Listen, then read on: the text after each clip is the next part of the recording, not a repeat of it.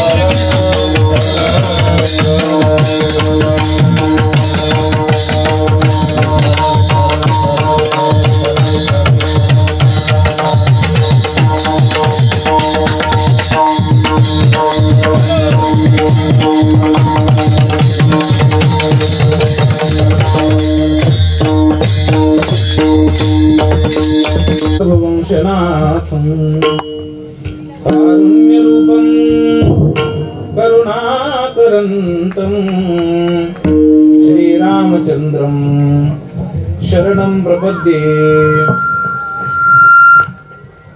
मारुततुल्यवेगं जितेन्द्रियं बुद्धिमतां वरिष्ठं वातात्मजं वानरयूथमुख्यं श्रीरामदूतं शरणं प्रपद्ये समचरण सरोजं सान्द्रनीलाम्बुदाभं जगननिहितपानिं मण्डलं मण्डलानां तरुणतुलसीमालां कन्धरो कञ्जनेत्रं सदयधवलहासं विठ्ठलं चिन्तयामि मस्तक हे पाया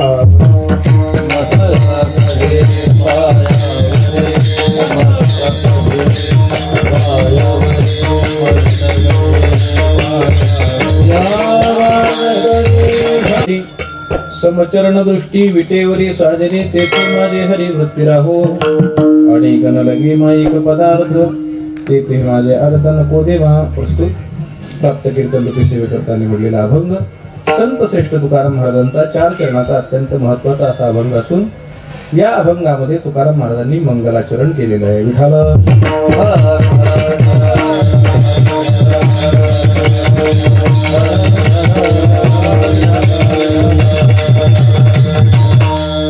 अभंगाचं चिंतन आपल्याला श्रवण करायचंय पण अभंगाचं चिंतन श्रवण करण्याच्या पूर्वी थोडासा परिहार तो म्हणजे असा असेल यावर्षी सद्गुरु श्री दाजी महाराजांच्या कृपा आशीर्वादानं आणि सद्गुरु श्री परम आदरणीय उमेश महाराजांच्या परमपावन सानिध्यामध्ये आणि मार्गदर्शनाने यावर्षी सद्गुरु श्री दाजी महाराजांचा जन्मोत्सव आणि सच्चिदानंद वेद स्वाध्याय प्रतिष्ठान याचा अरौप्य महोत्सव आपण साजरा करत आहोत आणि या अरौप्य महोत्सवामध्ये बरेच कार्यक्रम आखलेले आहेत आणि त्या आखलेल्या कार्यक्रमांची पूर्वसंध्या म्हणून आजचं हे संकीर्तन आहे विठ्ठल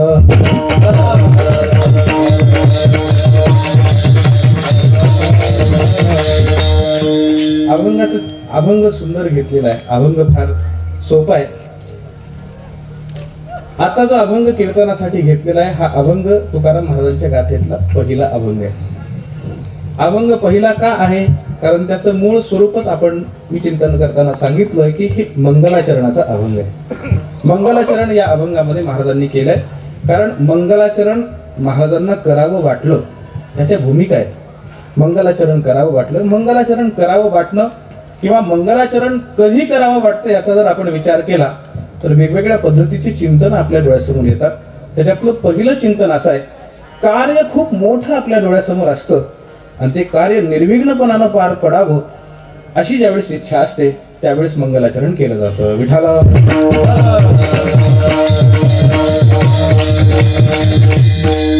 कार्य मोठं असेल किंवा लहान असेल, ते कार्य सिद्धीला जावं असं जरी वाटलं, ते सामान्य लहानातलं लहान कार्य असेल किंवा मोठ्यातलं मोठं कार्य असेल, ते निर्विघ्नपणानं पार पडावं अशी जर माणसाला इच्छा असेल तर तो माणूस मंगलाचरण करतोच.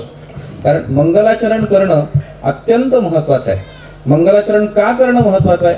कोणतंही कार्य कडेला लागावं म्हणून मंगलाचरण करावं, किंवा कार्य शुभतेनं सुरू व्हावं, कोणत्याही कार्याला शुभारंभ चांगला व्हावा म्हणून देवाच्या नामापेक्षा शुभारंभ कोणता चांगला होऊ शकत नाही म्हणून मंगलाचरण करावं. विठाला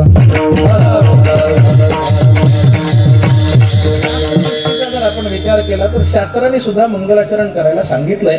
मंगलाचरण केल्याशिवाय आपण पुढे जाऊ नये हे शास्त्र सांगतं. म्हणून पहिल्यांदा प्रारंभाला गणेशाचं स्मरण करायला सांगितलंय. आणि गणेशाचं स्मरण करायचंच कशासाठी याचा विचार केला.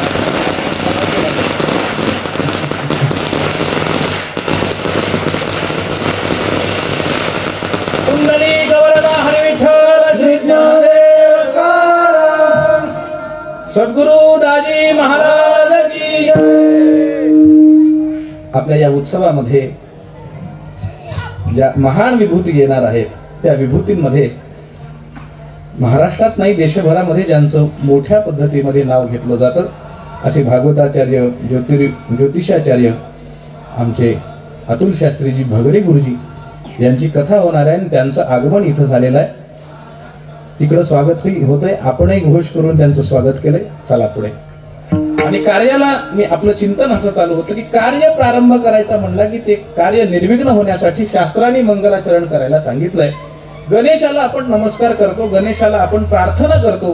कशासाठी गणेशाची प्रार्थना आहे? वक्रतुंड महाकाय सूर्यकोटी समप्रभ निर्विघ्नं कुरु मे देव सर्व कार्येषु सर्वदा. गणेशाला प्रार्थना केली, गणेशाला नमस्कार केला. कशासाठी? निर्विघ्नं कुरु मे देव. हे गणेशा, आमचं हे जे कार्य आहे हे कार्य निर्विघ्नपणानं पार पडलं पाहिजे म्हणून आम्ही तुम्हाला प्रार्थना करतो आणि हे कार्य आमचं निर्विघ्नपणानं पार पाडून द्या अशी प्रार्थना आपण शास्त्र पद्धतीनं करत असतो.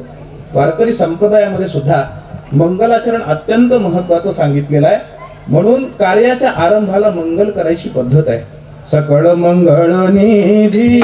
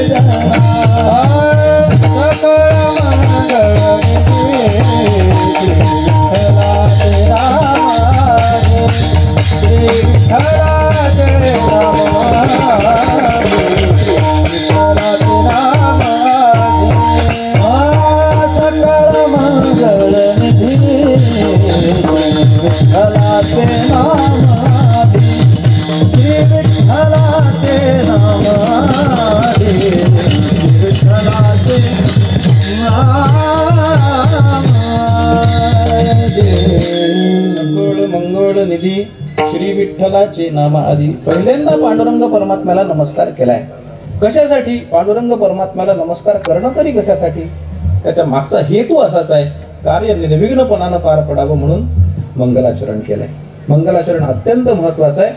वेदांत शास्त्राचा जर आपण थोडासा आढावा घेतला तर वेदांतानं सुद्धा मंगलाचरण करायला सांगितलंय. वेदांत सांगतं की मंगलाचरण 3 प्रकारानं आपण करा.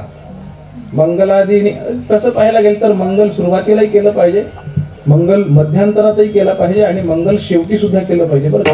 मंगलादीनी मंगल मध्यानी मंगल अंतानी शास्त्र आणि प्रत्यंते. सुरुवातीलाही मंगल करा.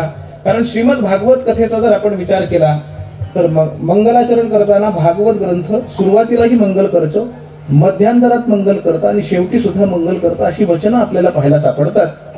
वेदांत शास्त्राचा आपण विचार करत होतो. वेदांत शास्त्रानं मंगलाचरण करत असताना 3 प्रकारानं मंगलाचरण करावं असं सांगितलंय. आशीर नमस्क्रिया वस्तुर निर्देशो वा पितन्मुखम. 3 प्रकारानं मंगलाचरण सांगितलंय. पहिला प्रकार आहे आशीर्वादात्मक मंगलाचरण, दुसरा प्रकार आहे नमस्कारात्मक मंगलाचरण आणि तिसरा प्रकार आहे वस्तू निर्देशात्मक मंगलाचरण. विठाला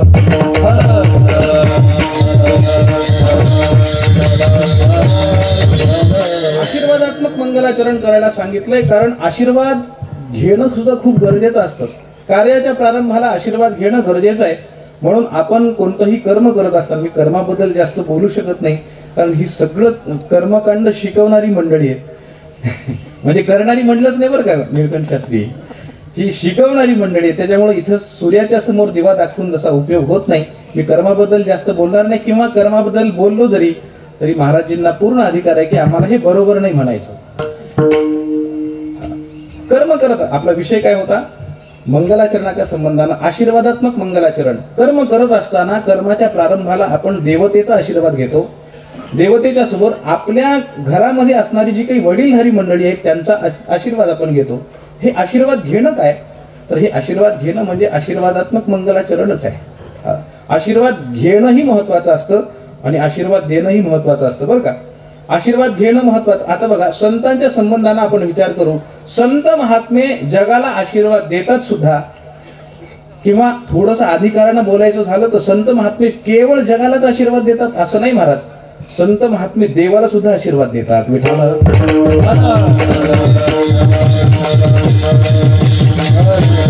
बघा तुकाराम महाराजांच्या जीवनातला मी आपल्याला प्रसंग सांगतो. तुकाराम महाराज ज्यावेळेस निजधाम गमन करत होते, निर्याणाला जात होते, वैकुंठाला जात होते, सदेह वैकुंठ गमन तुकाराम महाराजांनी केलं.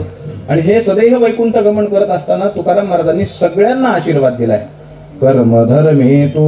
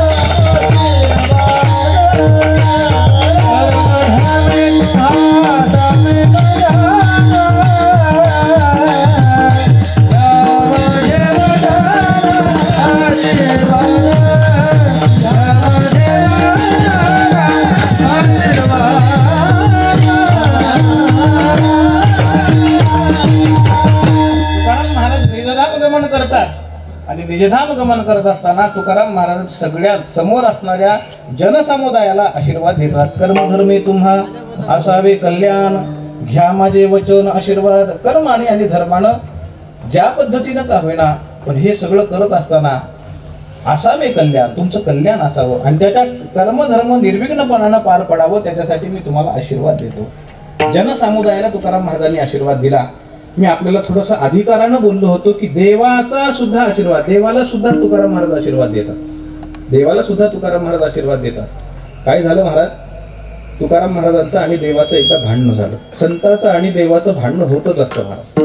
आणि जेव्हा जेव्हा संताचं आणि देवाचं भांडण होतं की नाही, त्याच्यामध्ये देव कधीच जिंकत नाही, त्याच्यामध्ये संतच जिंकतात. एकदा काय झालं, तुकाराम महाराजांचं आणि देवाचं भांडण झालं आणि त्या भांडणामध्ये तुकाराम महाराजांचं पारडं वरचढ समजल्यानंतर देव पळायला लागला. देव पळायला लागला आणि बोलता बोलता म्हणाला, म्हणे जा म्हणे तुकाराम महाराज, मी आता तुमच्यापाशी बसणार नाही, जातो म्हणे, आता कुठंतरी जातो. म्हणून वैतागून देव पळायला लागला आणि पळायला लागल्यानंतर देवाच्या मागे तुकाराम महाराज धावायला लागले आणि धावता धावता धावता तुकाराम महाराजांनी देवाला पकडलं आणि पकडल्यानंतर कसं बसं अळवू अळवू अळवू अळवू अळवू अळवू देवाला कसं तरी घरी आणलं, बसवलं देवाला आणि बसवल्यानंतर सांगितलं, देवा म्हणे आतापर्यंत मी तुझ्यासोबत भांडलो, आता तुमच्यासोबत अनेक पद्धतीनं वेगवेगळ्या पद्धतीनं तुमचा आमच्याकडे म्हणतात खिचडा काढला, पण देवा आता म्हणे तुम्ही खूप मेटाकुटीला आलात, आता पळून जाऊ नका, मी तुम्हाला सांगतो म्हणे, आता एक काम करा, माझ्याजवळ बसा आणि माझ्याजवळ बसून आता काय करा म्हणे, मी तुम्हाला आशीर्वाद देतो. आता आशीर्वाद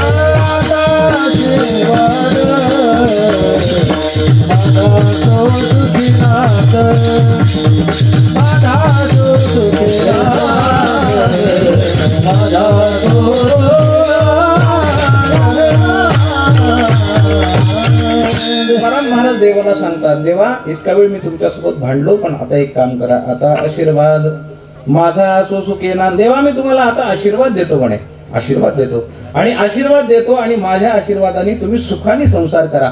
आता बघा, देवाचा संसार सुद्धा सुखाचा करायचा असेल तर तुकाराम महाराजांच्या आशीर्वादाची गरज आहे.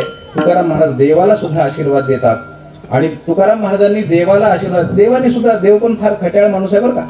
देवाने विचारलं म्हणे कसं काय तुकाराम महाराज तुम्ही आशीर्वाद देताय, त्यांनी सांगितलं, तुकाराम महाराजांनी सांगितलं, आता आशीर्वाद माझा असो सुखेना, देवा तुम्हाला आशीर्वाद दिलाय कशासाठी, अरे म्हणे तुला भांडून भांडून तू पळून गेलास आणि पळून जाऊन कोणत्या विहिरीमध्ये जर पळून मेलास, आत्महत्या वगैरे जर तू केली तर हे सगळे संतजन माझ्या मागे लागतील ना, जाशी एखादा मरून पाठीला गेलं साधे जण सगळे मागे लागतील, म्हणून देवा तुला आशीर्वाद देतो.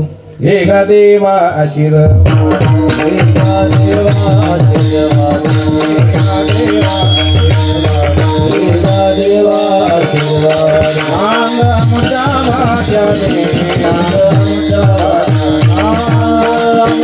भाग्याने, मांग आमच्या भाग्याने, मांग आमच्या भाग्याने, मांग आमच्या भाग्याने, देवा आशीर्वाद आमच्या भाग्याने, मांग आमच्या भाग्याने, मांग आमच्या भाग्याने, देवा आशीर्वाद मांग आमच्या भाग्याने, मांग आमच्या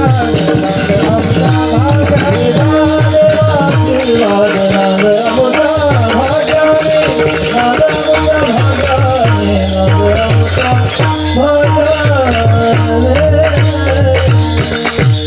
एका देवा आशीर्वाद नांद आमच्या भाग्याने, देवा तुम्हाला मी आशीर्वाद देतो. म्हणजे संत कधी कधी आशीर्वाद देऊन मंगल करतात, कधी कधी संत महात्मे आशीर्वादही घेतात. देवाचा आशीर्वाद संत महात्म्यांनी घेतलेले अनेक उदाहरण आपल्याला पाहायला सापडतील.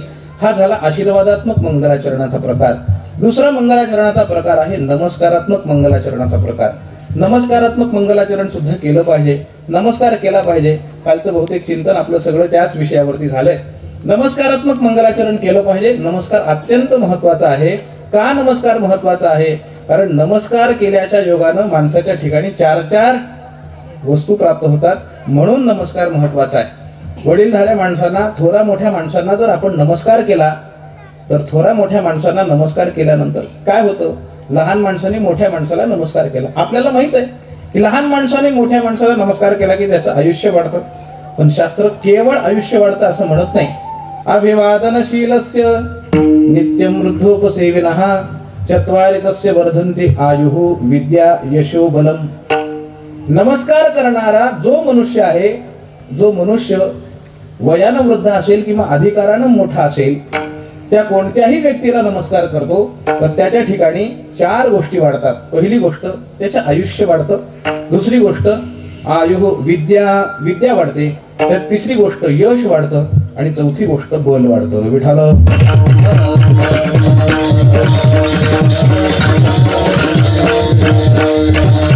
नमस्कार केला आणि नमस्काराच्या योगानं आयुष्य, यश, विद्या आणि बल ह्या 4 गोष्टी वाढतात महाराज। आयुष्य वाढलं सच्चिदानंद बाबांचं, बल वाढलं विद्या प्राप्त झाली एकलव्याला, त्याच्यानंतर यश वाढलं युधिष्ठिराचं आणि बल वाढलं हे मारुतीरायाचं बल वाढलं। असे 4 उदाहरण आपल्याला पाहता येतात, म्हणून नमस्कारात्मक मंगलाचरण अत्यंत महत्वाचं आहे। विठाल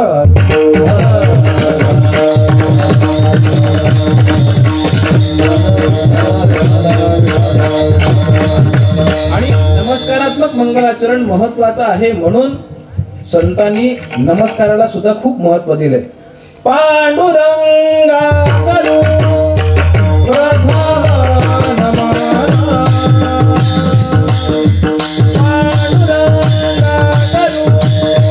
प्रथम नमन,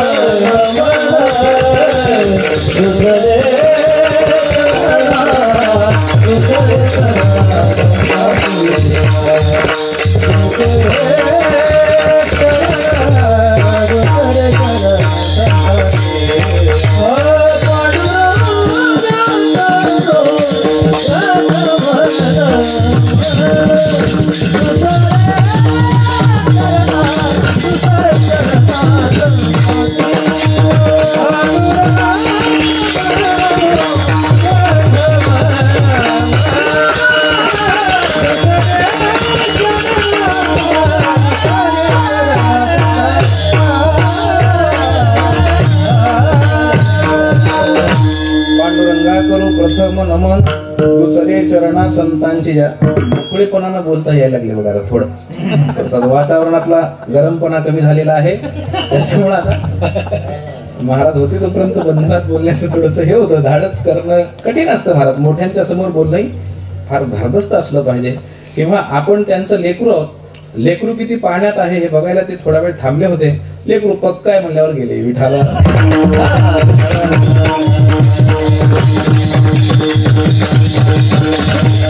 असं आहे।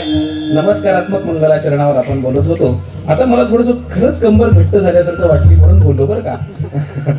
पांडुरंगा करू प्रथम नमन, दुसरे चरणा संतांची। पांडुरंग परमात्म्याला पहिला नमस्कार आहे। संत महात्म्यांनी नमस्कारात्मक मंगलाचरण करत असताना पहिला नमस्कार केलाय पांडुरंगाला आणि दुसरा नमस्कार केलाय संत महात्म्यांना, कारण या दोघांना नमस्कार करून केलेलं जे मंगल आहे हे खूप महत्वाचं आहे महाराज। या दोघांना सोडून केलेलं जे मंगल आहे ते मंगल नाहीच, हे सगळं अमंगल आहे, आणि या दोघांना धरून केलेलं मंगल ते सगळंच मंगल आहे। विठाल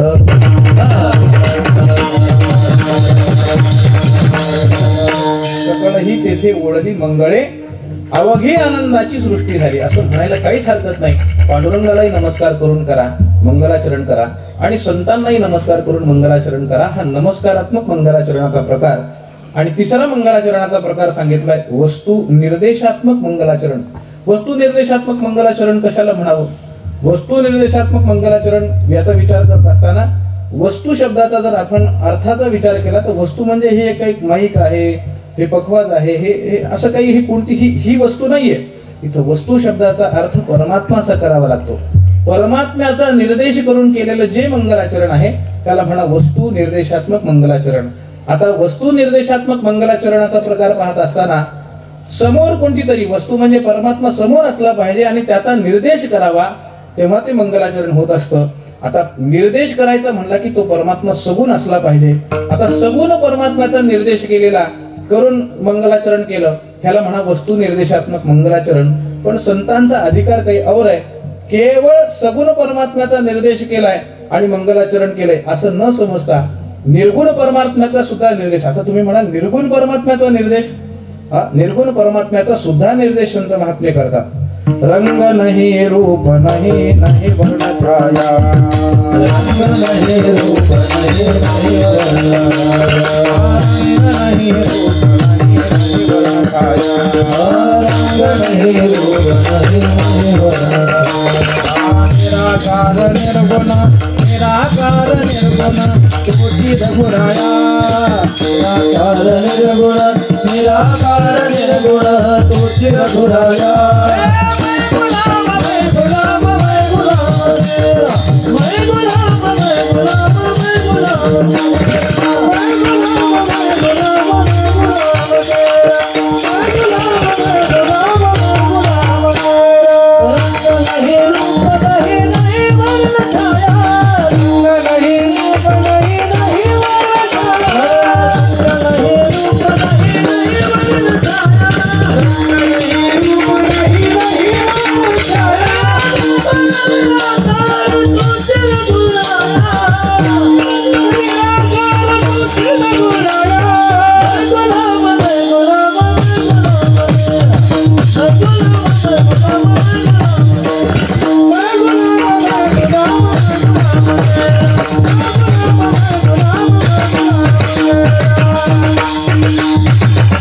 संतांनी निर्गुण परमात्म्याचा सुद्धा निर्देश केला. अहो निर्गुण परमात्म्याचा निर्देश होणं शक्य आहे का? तो निर्गुण म्हणल्यानंतर त्याच्या ठिकाणी कोणत्याच प्रकारचा गुण नाही असा तो निर्गुण. पण त्या निर्गुणाचा सुद्धा निर्देश करणारे संत महात्मे बहादर आहेत. महाराजांनी सांगितलं रंग नाही, कबीरदासजी महाराजांचा दोहा आहे. रंग नाही रूप नाही, त्या परमात्म्याला रंग नाही, त्या परमात्म्याला रूप नाही, त्या परमात्म्याला कोणता वर्ण नाही, त्याला सावली नाही असा असणारा तो निराकार निर्गुण रे. निराकार आहे, निर्गुण आहे, पण असा असणारा परमात्मा कोण आहे? तू चिरघुराया. तूची शब्दानं जो निर्देश केला की नाही ह्याला निर्देश. निर्गुण परमात्म्याचं वर्णन केले, पण त्या निर्गुण परमात्म्याला निर्देश केल्यानंतर निर्गुण परमात्म्याचा वस्तू निर्देशात्मक मंगलाचरणाचा प्रकार आपण पाहता येईल. दुसरा प्रकार असा आहे सगुण परमात्म्याचा निर्देश. सगुण परमात्म्याचा निर्देश करावा आणि मंगलाचरण करावा असे अनेक प्रमाण आपल्याला पाहायला सापडतात. त्याच्यामध्ये खूप प्रमाण आपल्याला मिळतात. सुंदर ते ध्यान उभे विटे, सुंदर ते ध्यान उभे विटे, सुंदर ते ध्यान उभे विटे, सुंदर ते ध्यान जगकटावरी ठेवणी, जगकटावरी ठेवणी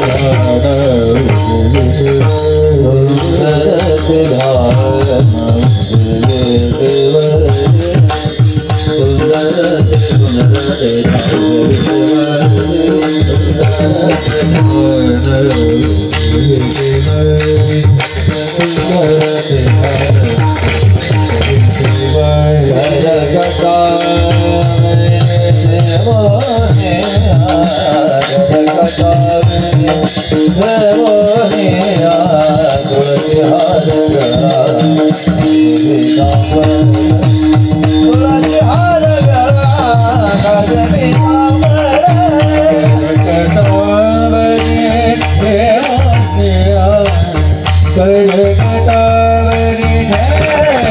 ठेवल्या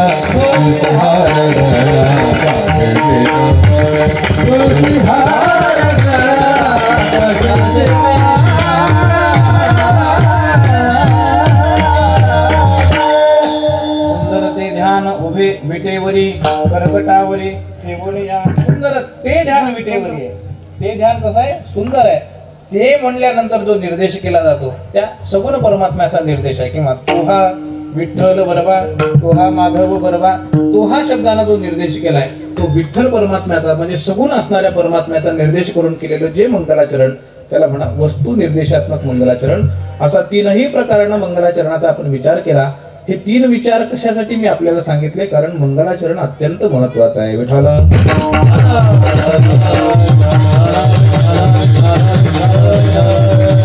माणसाने मंगलाचरण केलं पाहिजे आणि या अभंगामध्ये महाराजांनी मंगलाचरण केलंय. पण हे मंगलाचरणाचं चिंतन करत असताना महाराजांना मंगलाचरण करावं वाटलं याचा जर विचार आपण केला तर या विचाराला थोडंसं आपल्याला पूर्वचरित्र थोडंसं सांगावं लागतं. कारण हा जो अभंग आहे हा अभंग पहिला ठरण्यासाठी सुद्धा थोडंसं पूर्वचरित्र आहे. काय पूर्वचरित्र आहे बघा. महाराज जगद्गुरु श्री तुकाराम महाराजांच्या अवताराचं चिंतन करण्याच्या पूर्वी त्यांच्या पूर्व अवताराचं आपण थोडंसं चिंतन करू. तुकाराम महाराज हे नामदेवरायाचे अवतार आहेत. नामदेवरायाच्या अवतारामध्ये तुकाराम महाराजांनी एक संकल्प केला होता. काय संकल्प केला होता?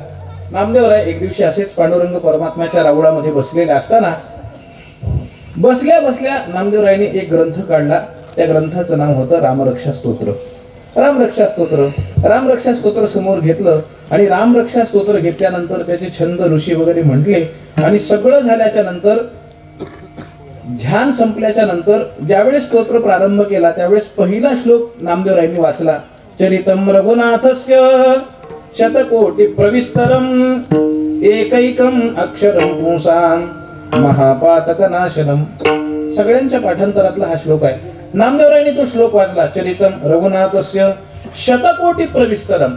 थोडा आवाज केला तरी कमी केला तरी चालेल. शतकोटी प्रविस्तर अशा पद्धतीचं हे रघुनाथाचं चरित्र आहे. पहिल्या चरणातलं हे सविस्तर चिंतन नामदेवरायांनी वाचलं आणि नामदेवरायांनी वाचल्यानंतर नामदेवराय त्या स्तोत्राची स्तुती करायला लागले. म्हणे देवाचे भक्त किती मोठे असतात. अरे म्हणे रामचंद्र प्रभूंच्या सेवेसाठी त्या वाल्मिक ऋषींनी रामचंद्र प्रभूंची सेवा करण्यासाठी शतकोटी प्रविस्तर अशी त्यांची कथा लिहून काढली. 100 कोटी श्लोकांनी रचना केली महाराज रामायणाची. इतकं सुंदर चरित्र महाराजांनी लिहिलं, वाल्मिक ऋषींनी लिहिलं. काय सेवा असेल, काय सेवा असेल. आणि अशी सेवा आपल्याला करता आली तर किती छान होईल बघा. मनामध्ये संकल्प आला. आता संतांच्या मनामध्ये संकल्प आला. तो संतांच्या मनामध्ये संकल्प आल्यानंतर तो संकल्प काय फक्त मनामध्ये राहतो का महाराज? महाराजांनी संकल्पच केला. रामचंद्र प्रभूंच्या सेवेसाठी वाल्मिक ऋषी जर शतकोटी प्रविस्तर अशी रामकथा लिहू शकतात तर मी सुद्धा पांडुरंग परमात्म्याचा भक्त आहे आणि मी श्रेष्ठ भक्त आहे म्हणाले. मग पांडुरंग परमात्म्याच्या सेवेसाठी मी 100 कोटी अभंगाची रचना करेन. विठ्ठल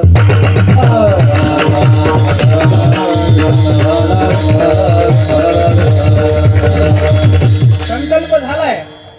100 कोटी अभंगांनी रचना करून पांडुरंग परमात्म्याची सेवा करायची. संकल्प सामान्य आहे का?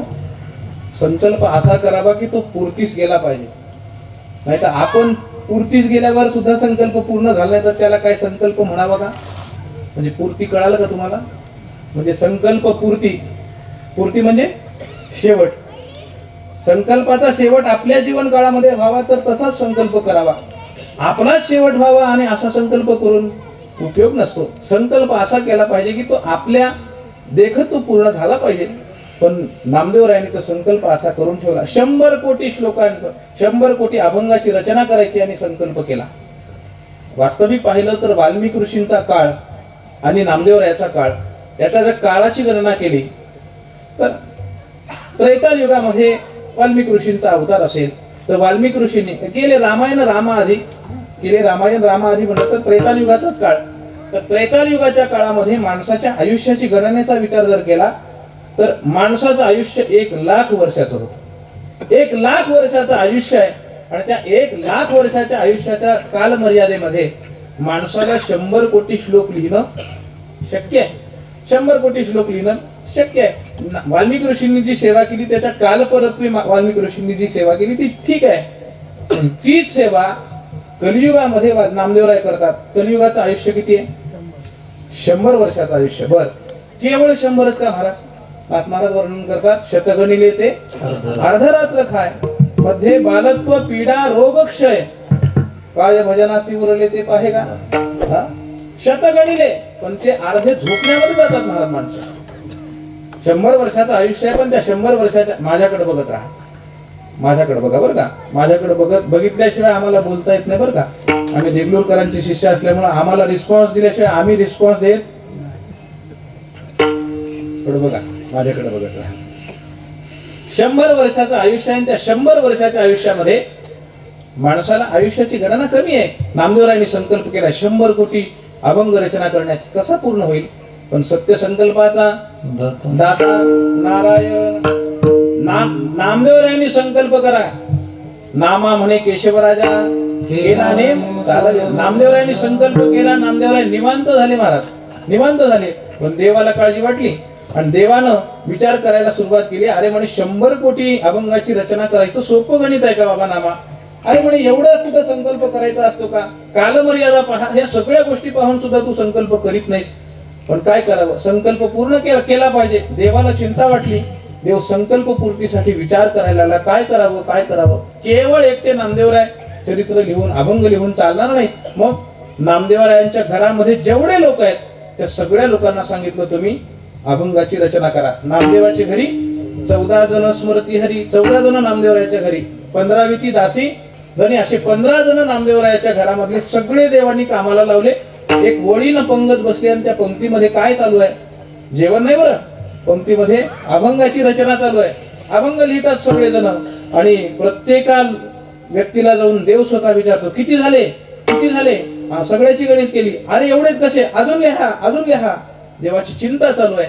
आणि अशा अवस्थेमध्ये देवाला वाटलं की अजून संकल्प पूर्ण होणार नाही, म्हणून स्वतः देव अभंग लिहायला बसला. विठाल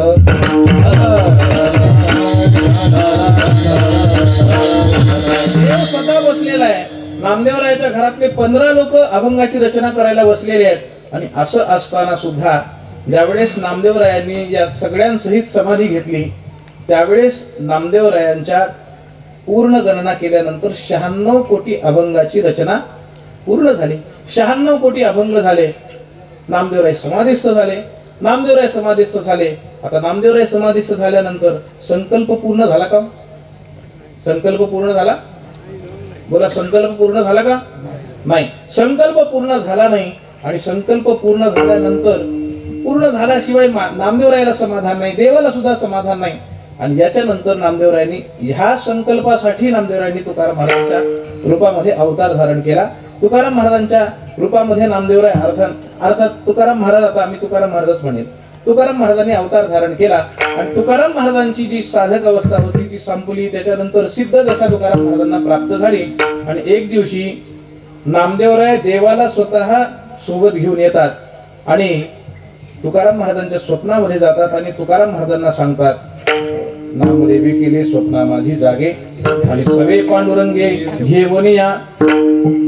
देवाला आणि नामदेवरायला सोबत घेतलं. तुकाराम महाराजांना सांगितले काम करावे, कवित्व करा म्हणून सांगितलं. कवित्वाची आज्ञा दिली आणि तुकाराम महाराजांनी ती आज्ञा स्वीकारली.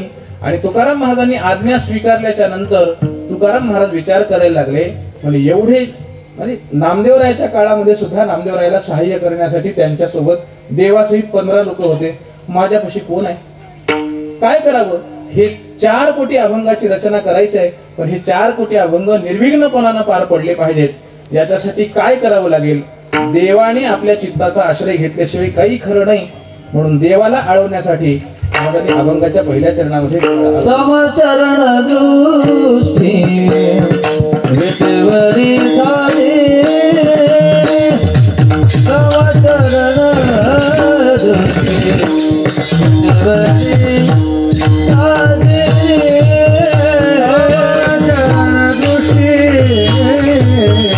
विटवरी झाले,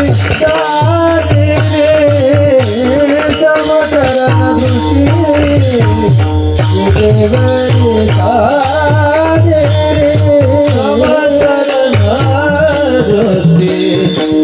विटवरी झाले, समचरण दृष्टी विटवरी झाले,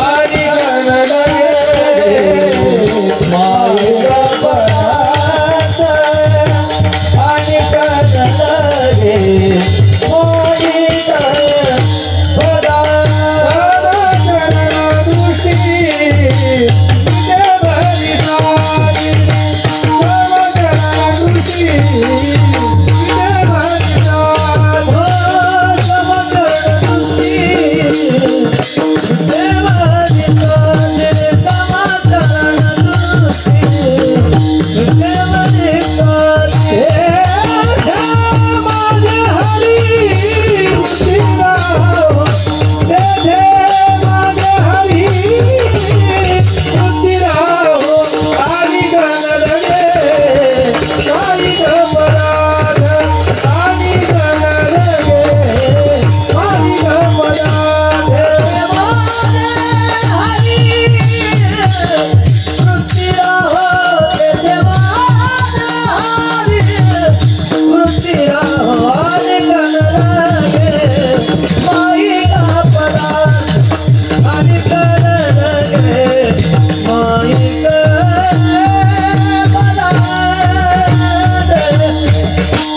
समचरणदृष्टी विटेवरी साजिरी तेथे माझे हरी वृत्ती राहो. महाराजांनी सांगितलं समचरणाच्या ठिकाणी आणि जो परमात्मा समदृष्टीने पाहतो अशा परमात्म्याच्या ठिकाणी म्हणजे पांडुरंग परमात्म्याच्या ठिकाणी माझी दृष्टी असली पाहिजे. माझी ते समचरण दृष्टी विटेवरी साजिरी तेथे माझे हरी वृत्ती राहो, तिथं आमची वृत्ती असली पाहिजे. आता समचरण दृष्टी या शब्दाचा थोडक्यामध्ये आपण अर्थ पाहून अभंगाचं जे पूर्ण चरित्र आहे या अभंगामध्ये काय महाराजांनी सांगितले याचा थोडक्यात आपल्याला विचार करायचा आहे. पण हा विचार करत असताना मधलं भजन आपल्याला आता घ्यायचं आहे. मला माहित आहे थंडीचे दिवस आहेत आणि सगळ्यांना शॉलीमध्ये राहण्याची खूप सक्त आवश्यकता आहे, पण भजनही केलं पाहिजे बरं का. कारण भजन हा कीर्तन म्हणजे केवळ एकट्याचाच मेळ नसतो, सगळ्यांनी एकत्र येऊन करायचं त्यालाच कीर्तन म्हटलं जातं. म्हणून सगळ्यांनी कीर्तन करा. आज एक सुंदर कथा ऐकली होती बरं का, वाचली मी सहज वाचली. कल्याणाचा अंक मी वाचत होतो, त्याच्यावर कल्याण अंकामध्ये समर्थ रामदास स्वामींच्या जीवनातला एक प्रसंग मी वाचला. तो किती महत्वाचा, भजन किती महत्वाचं असतं याच्या संबंधानं तो होता. मला आता हे सांगणं मला काही फार विशेष माझ्या सिद्धांतासाठी आवश्यक नाही, पण तुमच्यासाठी ते खूप आवश्यक आहे. समर्थ रामदास स्वामींनी एकदा मारुतीरायांना प्रार्थना केली म्हणे, मारुतीराया म्हणे दररोज आपलं दर्शन होतं, मला प्रत्यक्ष दर्शन आपण देता, पण प्रत्यक्ष दर्शन देत असताना आज माझी इच्छा असं आहे की मी भजनामध्ये बसलेला असताना भजनामध्ये जेवढी काही मंडळी असतील तेवढ्या सगळ्या मंडळींना आपण प्रत्यक्ष दर्शन द्यावं, प्रत्यक्ष दर्शन दिलं पाहिजे अशी माझी इच्छा आहे. मारुतीरायांनी सांगितलं म्हणे समर्थांची जर इच्छा अशी असेल तर ठीक आहे म्हणे, मी तुमची इच्छा पूर्ण करेन, पण एक काम करा, लोक आले पाहिजेत आणि लोकांनी भजन केलं पाहिजे, लोकांनी भजन केलं पाहिजे. आता लोकांनी भजन केलं पाहिजे तेव्हा मी प्रगट होईल आणि भजन करताना सुद्धा शुद्ध अंतःकरणाने भजन केलं पाहिजे, तेव्हाच मी प्रगट होऊन तुम्हा सगळ्यांना दर्शन देईल. समर्थांचं वचन होतं. आता समर्थांना आनंद झाला, मारुतीराय आपल्यावर प्रसन्न आहेत, आपल्यामुळे सगळ्यांना दर्शन भेटणारा याचाही आनंद आहे. मारुतीरायाला समर्थांनी सांगितलं म्हणे खूप चांगली गोष्ट आहे, मी आपल्याला आता आश्वासन देतो की आमची सगळी भाविक मंडळी भजन करतील, छान भजन करतील, शुद्ध अंतःकरणाने भजन करतील. समर्थांनी एक फार मोठी योजना केली, फार मोठा विस्तीर्ण असं एक शहरामध्ये होते आणि विस्तीर्ण असं एक पटांगण बघितलं आणि सगळ्यांना आवाहन केलं की आपल्याला आज या वेळेमध्ये भजन करायचंय, आपल्याला सगळ्यांनी एकत्र यायचे आणि शुद्ध अंतःकरणाने भजन करायचंय. समर्थांचं सांगणं आहे. समर्थ बोलतात म्हणल्यानंतर गाव सगळं तिथं ओसंडलं. मंडप असाच खूप मोठा विस्तीर्ण मंडप दिला, साऊंड सिस्टीम लावली, कदाचित, पण साऊंड सिस्टीम म्हणजे आवाजाची चांगली प्रशस्त योजना केली. त्याच्यानंतर चांगले वादक, चांगले संगीतकार, चांगला मंडप, खालून सगळं व्यवस्थित चटया वगैरे अंथरलेल्या असं सगळं मंडप तयार केला. समर्थांचं तिथे येणं झालं आणि समर्थांनी भजन सुरू केलं. श्रीराम जय राम जय जय राम, श्रीराम जय राम जय जय राम. श्रीराम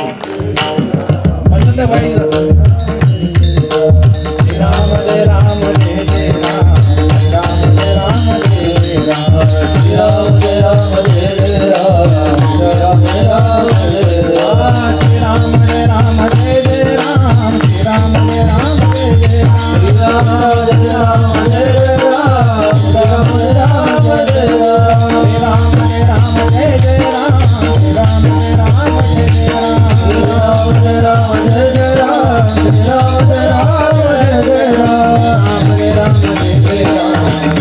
राम जय जय राम, श्रीराम जय राम जय जय राम, श्रीराम जय राम जय जय राम, राम जय राम जय जय राम, राम जय राम जय जय राम. असं भजन सुरू झालं आणि हे जे भजन सुरू झालं ना, महाराज समर्थ बोलायला लागले आणि भजन सुरू झालं आणि भजन सुरू होता होता समर्थ इतके गुंग झाले आणि भजनामध्ये गुंतले. खूप वेळापर्यंत समर्थांनी भजन केलं. आणि समर्थांची आता भजन करण्याची म्हणजे पद्धत अशी होती की डोळे झाकून ते भजन करायचे. तल्लीन झाले. आणि तल्लीन झालेल्या अवस्थेमध्ये गंमत अशी झाली, मारुतीराय दर्शन देणार होते ना, बरोबर, तुम्ही कथा विसरली नाही ना. तुम्ही खूप शुद्ध अंतःकरणाने भजन केलं तर मारुतीराय दर्शन देणार आहेत असं ठरलं होतं. समर्थ डोळे झाकून भजन सुरू करतात. आणि समर्थांनी भजन सुरू केल्यानंतर बराच वेळ असं श्रीराम जय राम जय जय रामाचं भजन सुरू झालं. आणि बराच वेळ भजन झाल्याच्या नंतर सुद्धा काय म्हणत भजन थांबत नव्हतं. आणि अशा अवस्थेमध्ये समोरची लोक कंटाळली. आणि समोरची लोक कंटाळल्यानंतर महाराजांचं भजन आहे, अरे म्हणे सामूहिक इथं येऊन भजन करण्यापेक्षा हे जर भजन करायचं असेल तर आम्ही आमच्या घरी जाऊन भजन करतो ना. प्रत्येकाला वाटायला लागलं वास्तविक ही खरं तर घरी जाऊन भजन करण्याचं हे फक्त कारण असतं बरं का, कोणी घरी जाऊन भजन करत नाही. त्यांनी सांगितलं म्हणे आम्ही थोडस घरी जातो, 4 चौघं आम्ही घरामध्ये आहोत तर आम्ही घरी जाऊन भजन करू. एवढंच भजन करायचंय ना, समर्थांची एवढीच इच्छा ना. असं करत करत करत सगळे बाजूला झाले महाराज. आणि भजन करता करता समर्थ नाचायला लागले. इकडं गेल्यानंतर चटईवाल्याने इकडची चटई काढून घेतली आणि समर्थ इकडे गेल्यानंतर चटईवाल्याने इकडची चटई काढून घेतली. आणि भजन खूप रंगल्यानंतर मारुतीराय प्रसन्न झाले. आणि मारुतीराय प्रसन्न होऊन समर्थांना उठवतात आणि समर्थांना सांगितलं मी आलोय म्हणे समर्था, स्वामी मी आलोय दर्शन देण्यासाठी आलो. डोळे उघडले महाराजांनी. डोळे उघडल्यानंतर मारुतीरायाने विचारलं कुठे गेले भक्त. भक्त गेले घरी. असं होऊ नये आपलं, म्हणून मी सांगतोय शुद्ध अंतःकरण. मला आता कथेचा बोध आपल्याला एवढाच द्यायचा आहे, मला एवढंच सांगायचं आहे. देव दर्शन द्यायला उभा टाकणार आहे, पण तरी सुद्धा आपली बुद्धी इकडे तिकडे गेली, भजन अंतरलं की देव सुद्धा अंतरतो महाराज. म्हणून भजन आपण केलं पाहिजे. श्रद्धायुक्त अंतःकरणाने भजन केलं की देव आपोआप समोर येतो. आता बघू तुमच्यामध्ये हातामध्ये तुमच्या किती ताकद आहे. एवढं प्रेमाने भजन करा म्हणजे देव समोर येईल, पांडुरंग परमात्मा येतील, किंवा संताचं दर्शन तरी कमीत कमी आपल्याला होतं का बघूया. विठोबा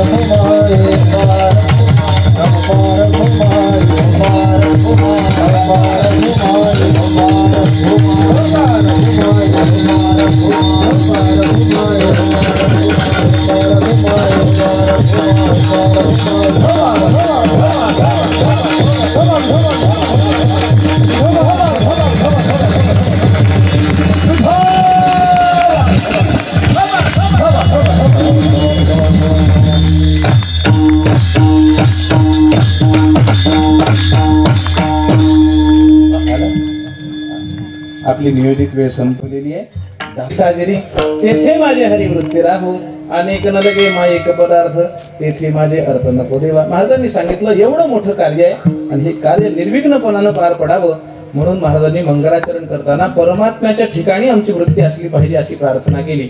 मी वृत्ती कुठं असली पाहिजे, वृत्ती पुढचा जे चिंतनाचा भाग आहे ना तो मागणीपर आपल्याला लावता येतो, पण मी आपल्याला पुढचं काही जास्त चिंतन सांगणार नाही. समचरण दृष्टी विटेवरी साजरी एवढ्याच चिंतनाचा आपला भाग आहे. परमात्मा समचरणाने युक्त आहे आणि परमात्मा समदृष्टीने युक्त आहे.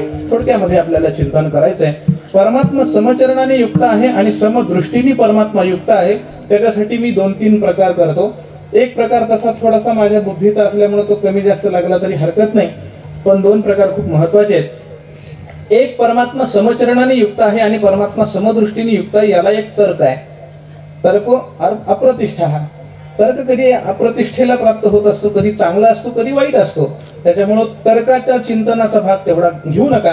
पण समचरणाने परमात्मा तिथं उभा टाकलेला आहे आणि समदृष्टीने परमात्मा पाहतोय, याला एक पूर्वचरित्राचा भाग आहे आणि तत्वदृष्टीचा एक भाग आहे.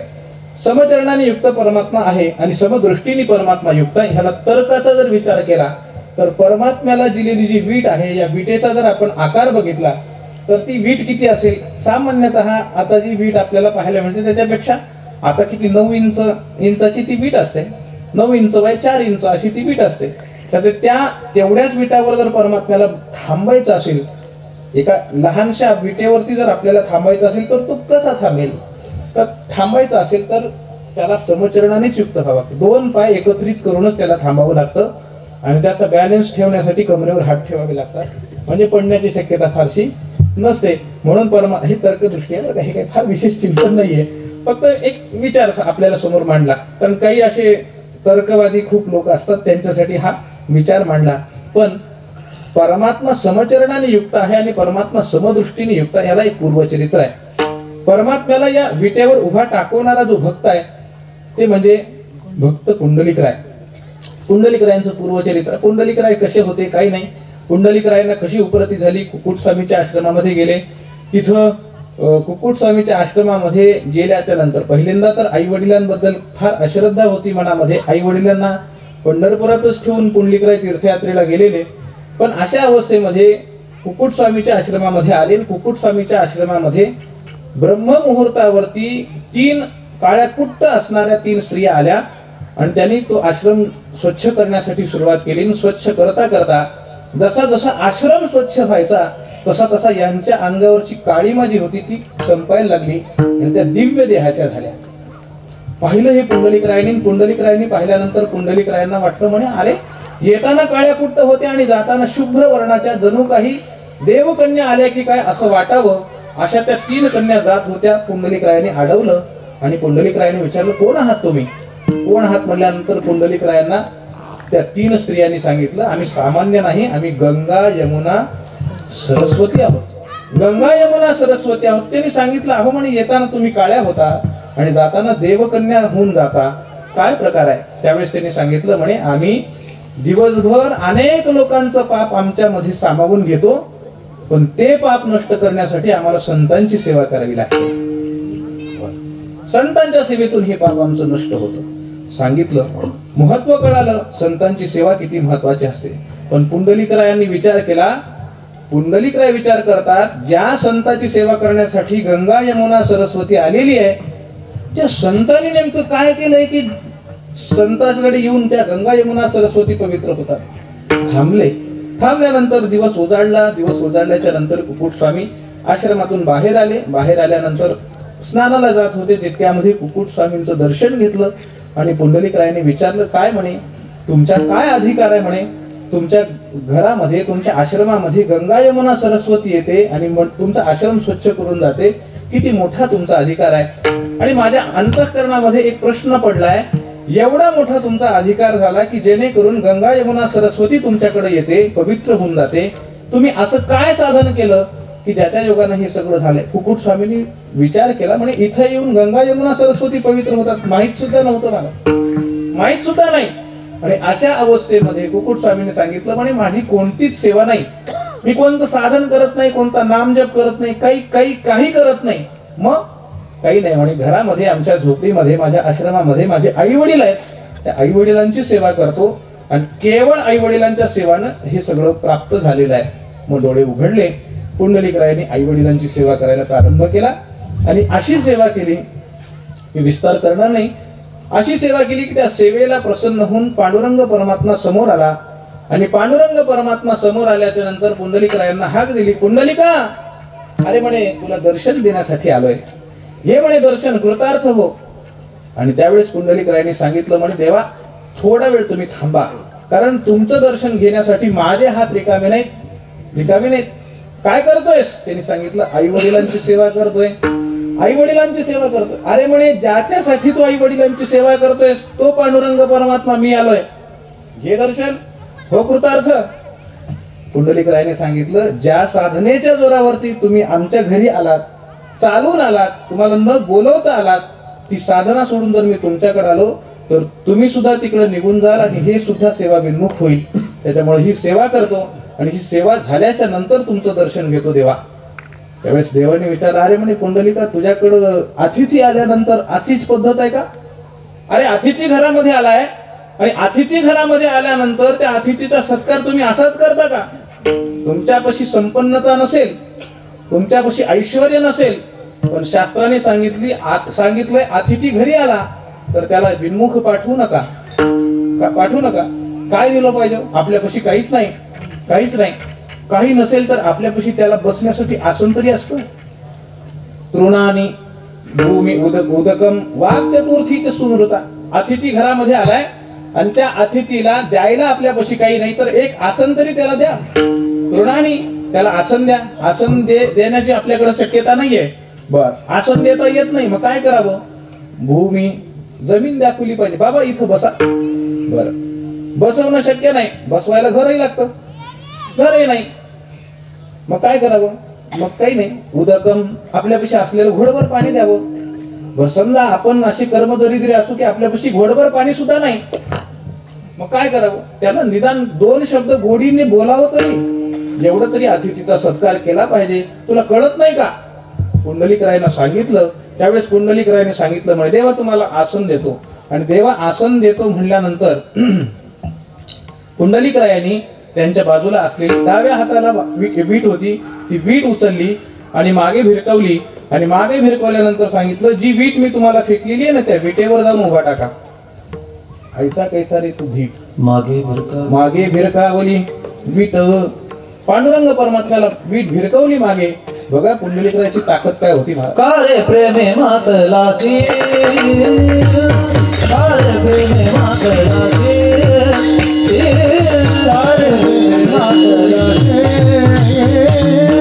का रे प्रेमे मातलासी, का रे प्रेमे मातलासी, का रे प्रेमे मातलासी, का रे प्रेमे मातलासी, का रे प्रेमे मातलासी, का रे प्रेमे मातलासी. उभे केले विठ्ठलाची, विठ्ठलाची, उभे केले विठ्ठलाची, विठ्ठलाची.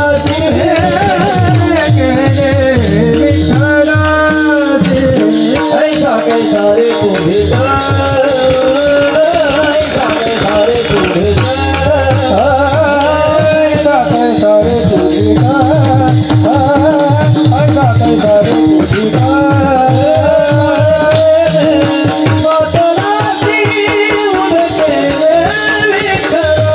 मातलासी उभे केले विठ्ठलाची, उभे केले विठ्ठलाची, उभे केले विठ्ठलाची. हरे प्रेमे मातलासी, उभे केले विठ्ठलाची, उभे केले विठ्ठलाची, उभे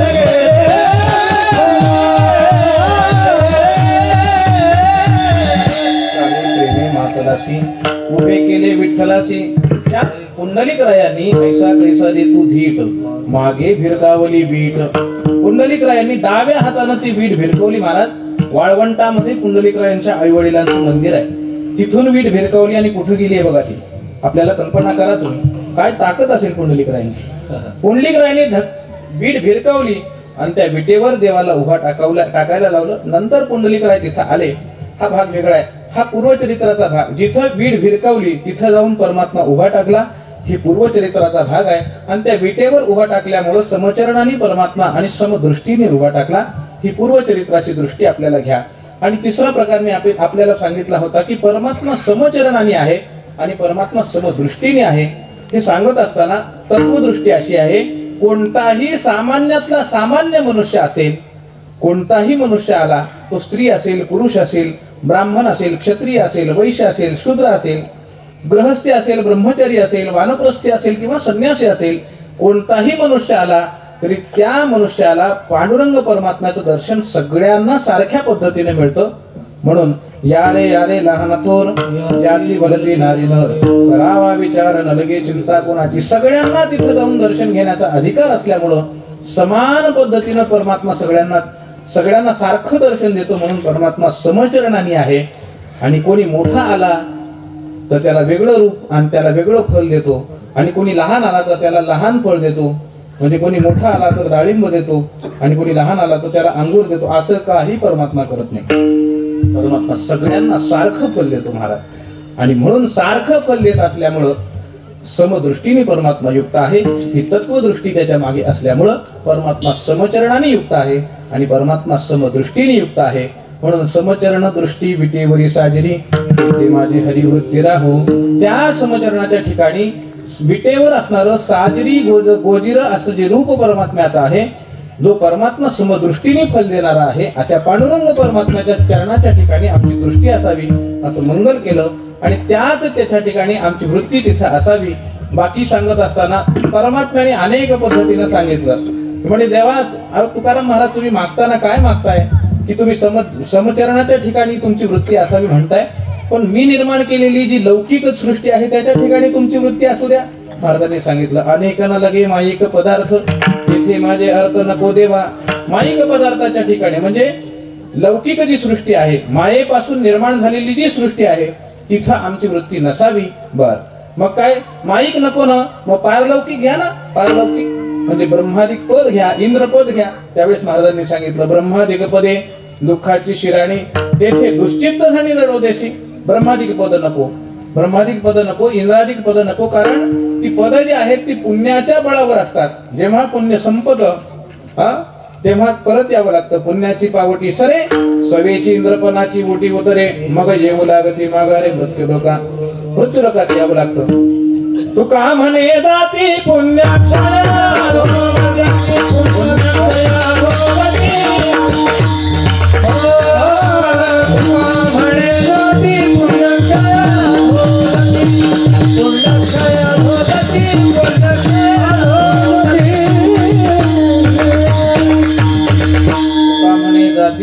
पुण्यक्षय अधोगती.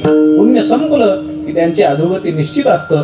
म्हणून ब्रह्मादिक पद असेल किंवा इंद्रादिक पद असेल, ही नाशिवंत असल्या कारणानं लौकिक असतील किंवा पारलौकिक भोग असतील ते नको देवा. तुमच्या समचरणाच्या ठिकाणी आमची दृष्टी असावी. देव रागावला. लौकिक भोगही देतो तरी नाही म्हणतात, पारलौकिक भोग देतो तरी नाही म्हणतात. काय कारण असेल? महाराजांनी अभंगाच्या शेवटच्या मध्ये चरणात सांगितलं, तुका म्हणे त्यांचे कळले आम्हावरमा. तुका म्हणे त्यांचे कळले आम्हावरमा.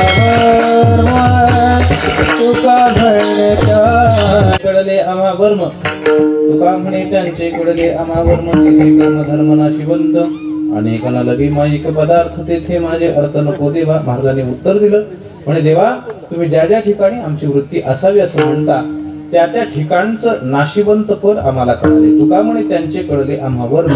आता वर्म कळालं की कोणत्याही गोष्टीचं वर्म कळालं की त्याचं थोडंसं महत्व कमी होत असतं. वर्म कळाले की वर्म जाणे तो पारखी असंही म्हटलेलं बरं का. वर्म कळाले की तो पारखी झाला आणि तो पारखी झाल्या कारणानं लौकिक क्रियेतलं किंवा पारलौकिक क्रियेतलं वर्म आम्हाला कळालं. लौकिकात जाऊन किंवा लौकिकात गुंतल्यानंतर किंवा पारलौकिकात गुंतल्यानंतर हे सगळं अंतत्वगत्वा नाशिवंत असल्या कारणानं जे जे कर्म धर्म नाशिवंत, कर्मानं प्राप्त होणारा लौकिक भोग आणि धर्मानं प्राप्त होणारा पारलौकिक भोग, त्या दोनही भोगाची असारता मनामध्ये असल्यामुळं ते सगळं नाशिवंत आहे. म्हणून तुका म्हणे त्यांचे कळले आम्हा वर्म. जे जे कर्म धर्म नाशिवंत अनेक न लगे माईक पदार्थ तेथे माझे अर्थ नको देवा. म्हणून देवा, लौकिक भोगही आम्हाला नको, पारलौकिक भोगही आम्हाला नको. मग काय हवंय? समचरण दृष्टी विटीवरी साजरी तेथे माझे हरिवृत्ती राहो. महाराजांनी सांगितलं, समचरणाच्या ठिकाणी जिथं तू समान पद्धतीनं आहेस आणि समदृष्टीनं तू युक्त आहेस, विटेवर तुझं जे साजिर गोजिर रूप आहे त्या रूपाच्या ठिकाणीच आमची वृत्ती असावी असं महाराजांनी सांगून अभंगाचं चिंतन संपवले. या यथामती यथावकाश आपल्याला अभंगाचं चिंतन करता आलं. आजचा हा प्रथम दिनाचा उत्सव आहे, सांप्रदायिक कीर्तन आहे.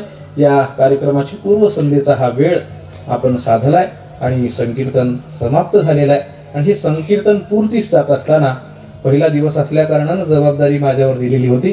ती जबाबदारी तसं पाहायला गेलं तर सगळं उत्तम अशा पद्धतीचं योजना झालेली आहे. कार्यक्रम खूप छान मोठ्या पद्धतीनं आखलेला आहे महाराजांनी आणि आमच्या वेदमूर्ती हरिभक्तपरायण भागवताचार्य अवधूत महाराज टाकळीकरांनी या खूप छान पद्धतीनं ही योजना आखलेली आहे.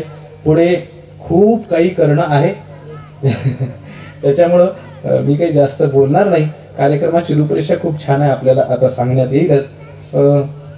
मी थोडक्यामध्ये आपल्याला थोडीशी कार्यक्रमाची रूपरेषा सांगतो. मी काही जास्त बोलणार नाहीये, रूपरेषेबद्दल आमचे गुरुजी बोलणारच आहेत. या ठिकाणी हा जो उत्सव चालू आहे, सद्गुरू श्री दाजी महाराजांचा जन्मोत्सव आणि सच्चिदानंद वेद स्वाध्याय प्रतिष्ठानाचा रौप्य महोत्सव. हा रौप्य महोत्सव 25 वर्ष या वेद पाठशाळेला झाली. ही काही सामान्य गोष्ट नाही महाराज. जसं वारकरी संप्रदायामध्ये कीर्तन करत असताना नोहे एकट्याचा खेळ म्हणल्यासारखं हा एकट्याचा खेळ नाहीये, पण महाराजांनी हा खेळ एकट्यातच सुरू केला होता बरं का. मला माहित आहे, मला हे बोलताना खूप स्वाभिमान वाटतो की महाराजांनी हे सगळं स्वतःच्या बळावर केलेलं आहे बरं का. महाराजांची खूप कष्ट आहेत, कारण ह्या परंपरेचा मी सुद्धा खूप मोठा पाईक आहे, कारण ते माझे आजोबा गुरु आहेत. मी ज्यावेळेस माझं प्राथमिक शिक्षण होणार होतं त्यावेळेस आमच्या सद्गुरू श्री आजोबांनी म्हणजे पंढरीनाथ महाराजांनी माझी जी योजना केली होती ती उस्माननगर लाठीमध्ये मला थोडंसं शिक्षण घ्यावं म्हणून, तिथं काही वारकरी संप्रदायाचे संस्कार व्हावेत म्हणून आमचं तिथं शिष्यवर्ग असल्यामुळं तिथं खेडकर गुरुजींकडे मला ठेवलं होतं. मी माझं थोडंसं बोलतोय बरं का, मी जास्त बोलणार नाही. खेडकर गुरुजींकडे ठेवलं होतं. नंतर आदरणीय महाराजांकडून शिकून आमचे गुरुजी नुकतेच आले होते, मी गुरुजींचं नाव घेणार नाही, यज्ञेश्वर गुरुजी, लाटकर गुरुजी तिथं आले होते आणि महाराजांना गुरुजींना बरंच पुढचं शिक्षण घ्यायचं होतं, पण आमच्या काकांनी त्यांना बळजबरी वेद पाठशाळा काढायला लावली आणि त्याच्यातला पहिला पठ्या हा विद्यार्थी होता. त्याच्यामुळं मला फार स्वाभिमान आहे. मी प्रारंभातलं शिक्षण घेतलं असेल, मी वैदिक फार काही शिकलं नाही.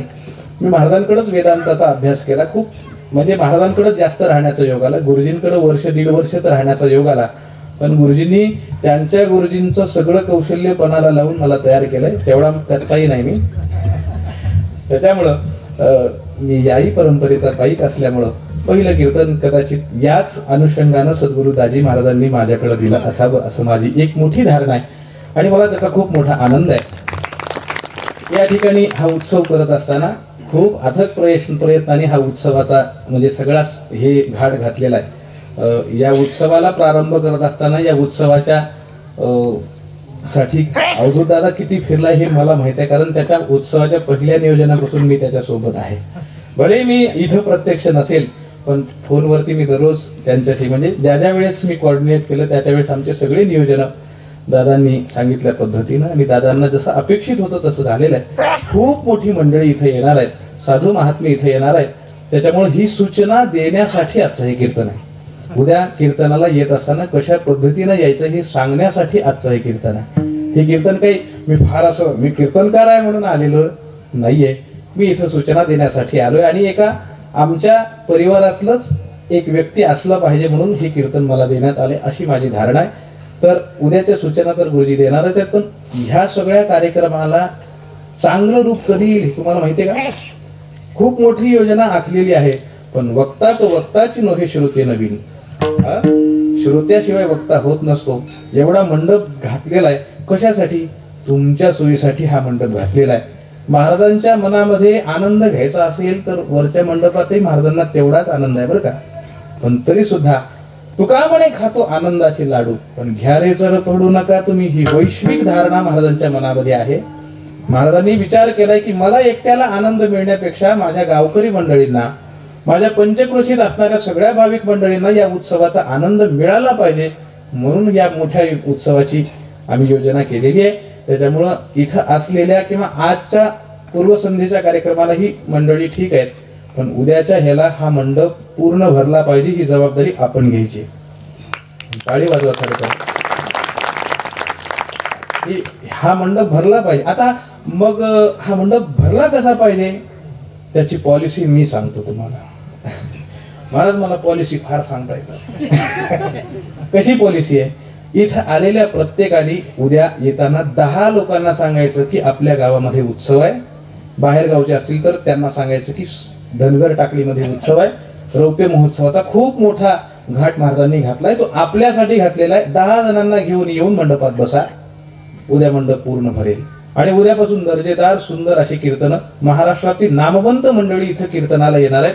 सगळा सत्संग मोठ्या प्रमाणात होणार आहे. ज्या लोकांच्या तारखा मिळत नाहीत अशा लोकांच्या तारखा आम्ही वडवून आणलेल्या आहेत महाराज, हे लक्षात घ्या. कीर्तन रद्द करू आलेले आहेत. ते म्हणतात की आम्हाला येण्याला वेळ नाही, तरी सुद्धा म्हणलं तिकडचं कॅन्सल करा, आपण इकडे या. अशा विनंत्या करून इथं तुम्हाला सगळ्यांना ऐकवण्यासाठी ही सगळी मंडळी येणार आहे. उद्या भगुरी गुरुजींचा सुद्धा इथं श्रीमद भागवत कथा होणार आहे. 3 ते 6 वेळेमध्ये भागवत कथा होणार आहे. भागवत कथेलाही सगळ्यांनी यावं असं आवाहन सगळ्यांना करतो आणि आवाहन करून आता मी थांबतो, कारण पुढच्या सूचना आपल्याला सद्गुरू महाराज गुरुजी देणारच आहेत.